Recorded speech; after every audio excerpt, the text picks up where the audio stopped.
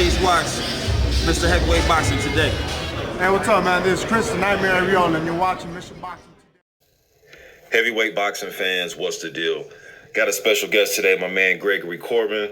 Last time we seen Greg Corbin, he was in a fight with Charles Martin. Didn't go his way. Disqualification. How you doing, Greg? Man, I'm doing fine, man, and I appreciate you for having me back on, man. No problem, man. So now watch the fight. I watched it live. I broke it down live, did a live stream on it. And to me, Greg, it looked like you was waiting, and I was saying it during the fight, man. Like, man, it looked like Greg is waiting to land one big right hand. It didn't look like you was really, throwing combinations and then trying to place the right hand, and it looked like you was just looking for big right hands. What's your thoughts on that? You're absolutely correct, man. First off, I learned a lot in my first big national, I guess you can call it big time stage fight under the lights, whatever. I learned a lot about man, in the ring, out the ring, mindset and everything, man.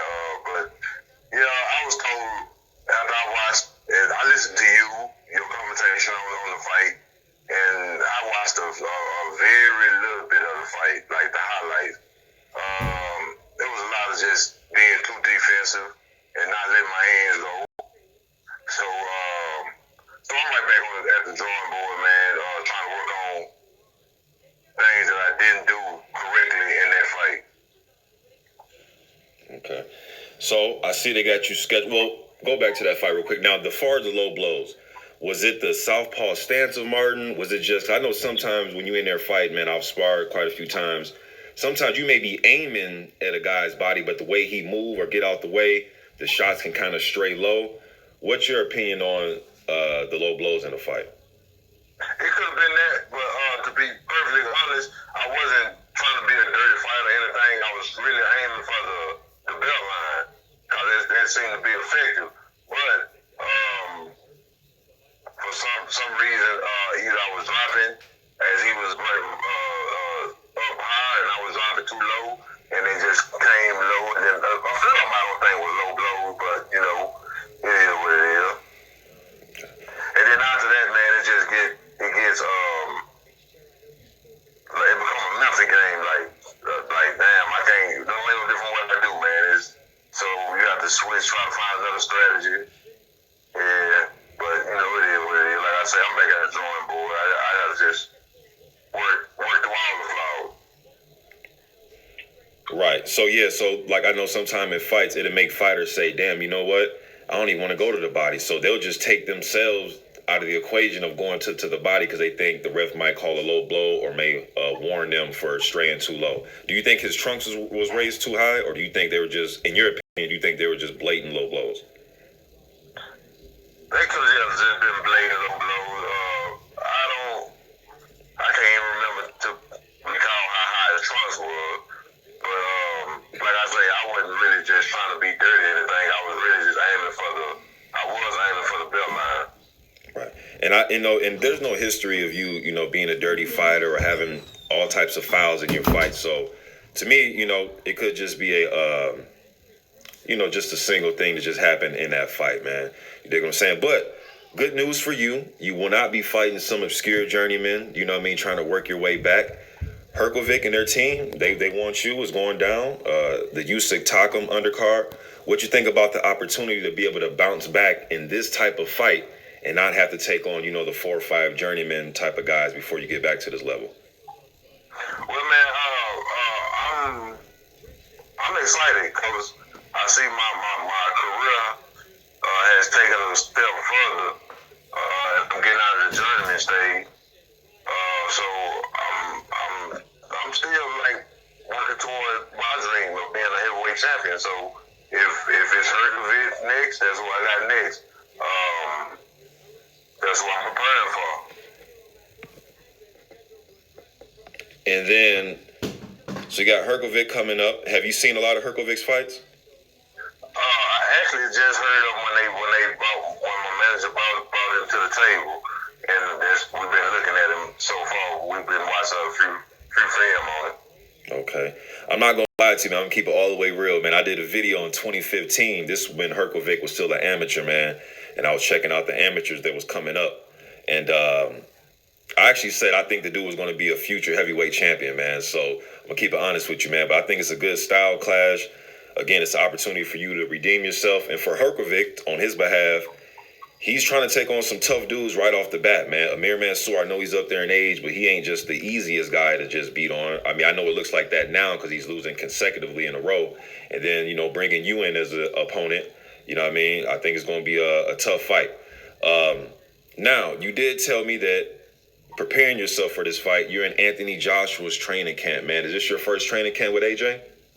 This is, man, and I'm honored, man, to be in one of the best fighters in the world right now, training camp, working with him.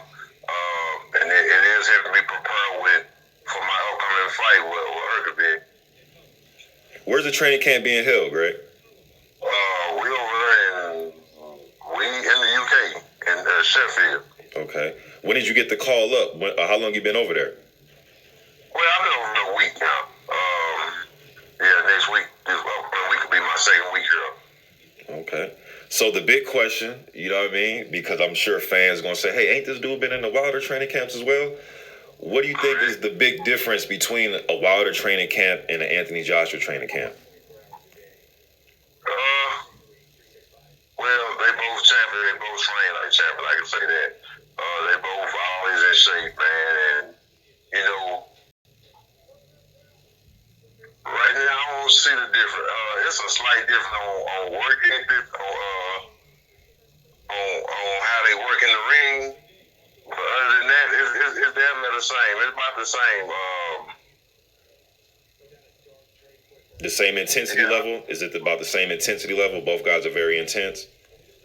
Correct. Yeah, because it's like, and it ups my drive also, because, you know, to be in the ring, sharing the ring with these guys, so you like, man, they got you here for a reason, so you got to put your best foot forward. So I'm working also, as well as learning. Right. And then, Greg, you're a professional fighter, man. I'm sure the fans will, if they hear it from a fighter, they'll probably take to it more. But I'll always say this, man. When you have a training camp, even if you're preparing for a guy that's southpaw, right? A speedy southpaw, he's a smaller heavyweight. He may be 6'1". I'll always say, don't try to just get all small southpaws in your camp. I'm a big believer in, man, have some of everybody. A 6'8" dude, a 6'5" dude, a 6'1" dude. Have them all come because, one, you could be ready for any and everything. For one, the damn opponent might fall out. You may have a different opponent. Look at AJ. Correct. You dig what I'm saying? You're absolutely right. You never know. It's never efficient to the first bell ring, as we can see. Because anything can happen, man. And on top, hold on, Greg. And then on top of that, the guy may be a southpaw outboxer, but the night he get in there with you, he may be a come forward fighter. And your ass out because you didn't work on come forward fighters because you didn't select all outboxers for your training camp. Correct. That's why it's good to have multiple guys in camp. You're absolutely right. And another, I find that like, well, the two top dudes like Joshua and Wilder, that's what they do. They bring in groups of guys at a time to help them work on different styles. And then one more thing, Greg. I want your opinion on this as well. When you bring guys into camp, not every time is the guy that's hosting the camp is going to say, hey, I need you to, I'm just using an example, I need you to fight exactly like Povetkin fight. Is it more of that, or is it more of, hey, man, you bring in what you bring in and we just going to spar? Right. That's, now, I never been told that. I never been told I need you. Well, I have somewhat at one camp. That's when I was like sparring with Breeze. They wanted to mimic kind of, but like everybody else camp, they just like, hey, we brought you in because of you, what you bring to the table. So that's what they base, that's what they go off of.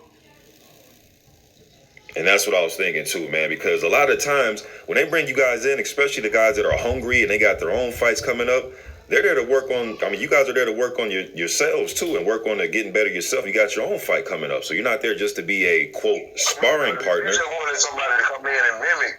You don't even have to pay for that. You can get any at your door to come in, hey, I need you to do this right here. Move this way, move that way. You can get anyone to do that. right, Greg, man. I'm gonna get you on again, man. Just want to get a quick interview with you, man. I know you in camp, probably resting right now, some downtime. Got to get back in there tomorrow, later on tonight, and get back in there, get your sparring in with AJ, man. Appreciate you coming. Good luck in the Hrgovic fight, brother. Man, thank you. I appreciate it.